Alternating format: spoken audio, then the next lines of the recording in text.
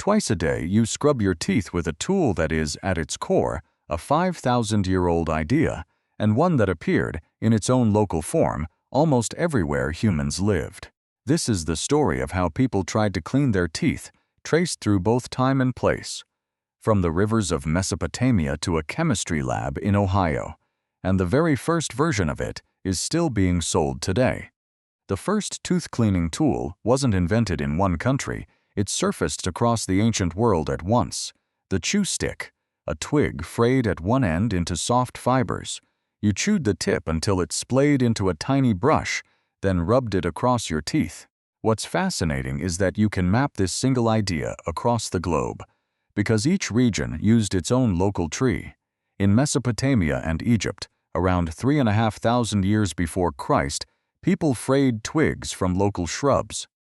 Across the Middle East and North Africa, the favorite was the arak tree, Salvadora persica. Its twigs naturally carry antibacterial compounds, a little fluoride, and fine cleaning silica, and this became the miswak.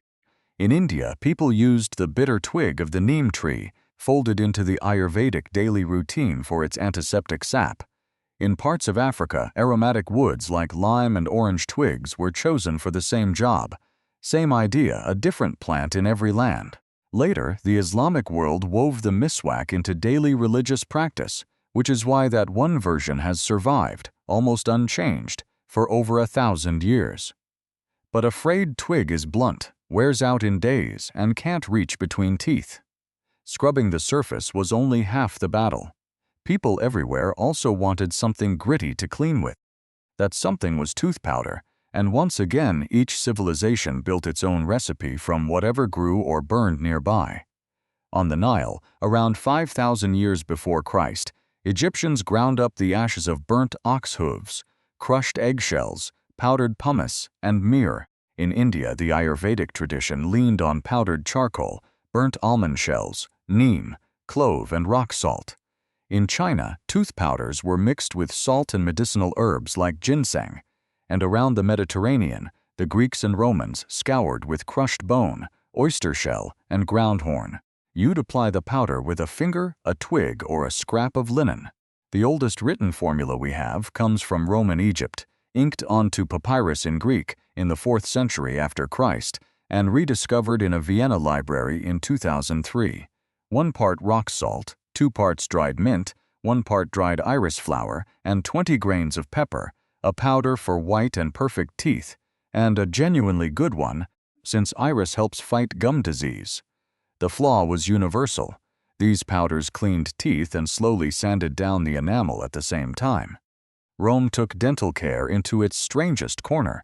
Beyond abrasives, Romans prized the cleaning power of ammonia, and their source of ammonia was urine. Roman writers seriously recommended rinsing the mouth with it to whiten teeth, and the urine imported from Iberia, from what is now Portugal, was considered the strongest and most valuable. So valuable the empire taxed it. Revolting as it sounds, ammonia really is a whitening agent, and it lingered in some tooth products into the 18th century. But notice what hadn't changed anywhere on the map. The tool you applied all this with was still, essentially, a twig.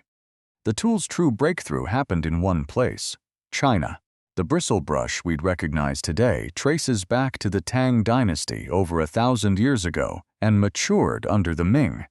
By the year 1498, during the reign of the Hongji Emperor, Chinese makers were setting coarse hairs from the back of a hog's neck, the stiffest on the animal, into handles of bamboo or carved bone. For the first time, a dense, firm brush could scrub many teeth at once. And here the geography is striking. At that very moment, thousands of miles west in Europe, most people were still using rags, twigs, and toothpicks. The two halves of the world were cleaning their teeth in completely different ways. Then sea traders carried the Chinese brush west, and by the 1600s it had taken root in Europe, where, finding hog hair too harsh, Europeans swapped it for softer horsehair or even feathers. The same object now existed in two forms on two continents. From here, the story stops spreading across the map and starts converging, because of mass production, which began, of all places, in an English prison cell. Around 1780, William Addis was jailed in London for causing a riot. Watching inmates clean their teeth with the old rag-and-suit method, he saved a small animal bone from a meal, drilled holes in one end, bound bristles into tufts, and fixed them through the holes. On release, he turned it into a business. The first mass-produced toothbrush, a cattle bone handle with a swine bristle head, and his firm survives today as Wisdom Toothbrushes. In the United States, the first toothbrush patent went to H.N. Wadsworth in 1857, and American mass production took off in the 1880s. The brush was becoming an everyday object across the West. But two stubborn flaws were still built into the bristles. The paste was industrializing in parallel, mostly in Britain and America. Through the early 1800s, tooth powders sold in little ceramic pots. Then, in 1873, in the United States, Colgate began selling the first commercially mass-produced toothpaste, in a jar everyone dipped their brush into, sharing germs. The fix came in the 1890s, the collapsible metal tube, an idea lifted straight from artists' paint tubes. Early tubes were lead, but the tube finally gave each person a clean, sealed, portable supply. By the 1940s, the old soap base was replaced with synthetic detergents that foamed better and tasted far less foul. Then the bristle itself was solved, in America. Animal hairs trapped bacteria, dried slowly, and stayed damp. They were also sharp and spear-like against the gums. On the 24th of February, 1938, the DuPont company used its new invention, nylon, to make the first synthetic bristle brush, Dr. West's Miracle Tuft. Nylon was hygienic, dried fast, and lasted longer. Then the Second World War did what no advertiser could. It drilled daily tooth brushing into millions of soldiers who carried the habit home, and by the late 1940s, brushing twice a day was finally a normal Western routine. But teeth were still rotting until a discovery, again in the United States, solved the chemistry of decay itself: fluoride. Scientists had noticed that people in regions with naturally fluoridated water had far fewer cavities because fluoride hardens enamel and helps it remineralize after acid attacks. Procter & Gamble spent the 1940s and 50s with Indiana University learning to keep fluoride active inside a tube, and in 1955 launched Crest. In 1960, the American Dental Association endorsed it, and cavity rates across the developed world fell sharply. This, more than any brush, is why your teeth may last your whole life. The last leap came from Switzerland. In 1954, Dr. Philippe Guy Woog built the first electric toothbrush, the Broxident, first aimed at orthodontic patients. It reached America around 1960. General Electric soon added a cordless, rechargeable model, and later came oscillating heads and sonic brushes, vibrating tens of thousands of times a minute. By now, the geography had collapsed entirely. The dozens of local versions had become one near-universal, globally standardized object. So what about the future?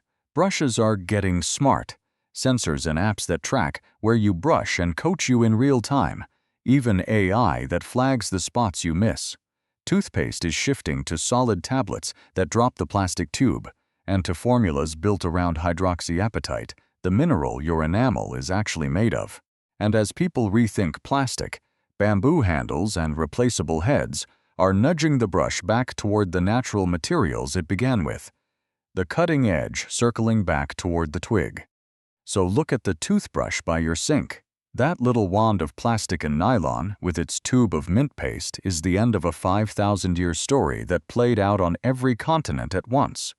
Arak twigs in Arabia, neem in India, hog bristle in Ming China, bone and swan hair in England, and finally the quiet chemistry of fluoride in America. And here's the strange part: the very first version never died. The Miswak, the frayed chew stick from before recorded history, is still sold and used by millions today, and in study after study it cleans about as well as your modern brush. You're holding the latest model of a tool that nearly every civilization on Earth invented on its own. It just took us 5,000 years to make it better than a stick.